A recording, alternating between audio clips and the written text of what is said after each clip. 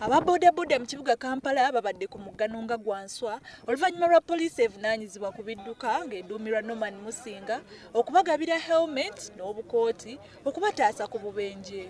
Abayise ku nkulungo y'oluguudo lwa Jinja Road be bagobolodde era nga basiimye Lwakasota okwefunira ku by'endola.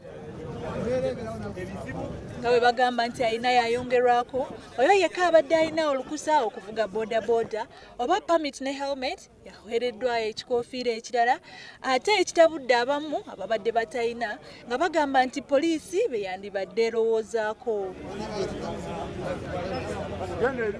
Bodaboda gwe mulimu ogukyasinza okufuna abantu abaguyingira ku nze buli lunaku. Oli najja n'atandika okuvuga pikipiki ku kkubo naye nga tamanyi na mugaso element kugamba yinza muyamba ki kati abantu ngaawe bandibadde bafuna akakusa kokufuna element ezo asobole okumanya element enyamba kikukuba kuba kati omuntu alina permit omuntu alina PSV ku pikipiki ng'alina na element artistic oyo taba bubi kakati oba olina ate kuwa oli atalina ate omusomeseza n'omugaso gwayo bona aba yamanya dde omugaso gwa element agirina okiraba so kakati ate oli talina element talina driving permit talina na reflector ate kati yegoganya okuwa kuyamba buyambi kakeno yange jakiwaye customer kubanga nze nina yange baagala permit omusolo buli kimu era abaana batuyambye netuweereza oyo alina enkofiira alina buli kimu kyonna alina ebyetaagisa in fact tuba tumwebaza nga tumwebaza engeri gye tumwebazamu kwekulaga nti agoberedde amateeka.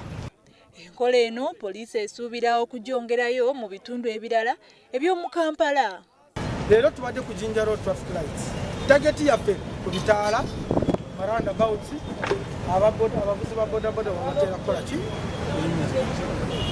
Bwe tunaavaawo tugenda Ziwandegeya, tugenda Kibuye roundabout, tugenda Nakawa traffic lights, tujja kugenda Bwayise, tujja kugenda mu bitundu ebirala ne Clock Tower. Abagoba bano balabudde okuvuga n'obwegendereza okwewala okugwa ku bubenje.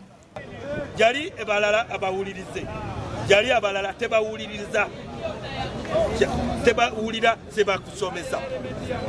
Poliisi ezze ekola ebikwekweta ebyenjawulo ku babodaboda abatalina bisaanyizo naddala ebikoofiira eby'oku mutwe okulaba nti ekendeeza ku bubenje wabula nga mpaawo kinene kyeganyiddwamu olw'ababodaboda abazze beekwasa obusongasonga nga bagamba ebikoofiira bino birina engeri gye bibakosaamu. Nakyanzi Hasfa, WBS TV.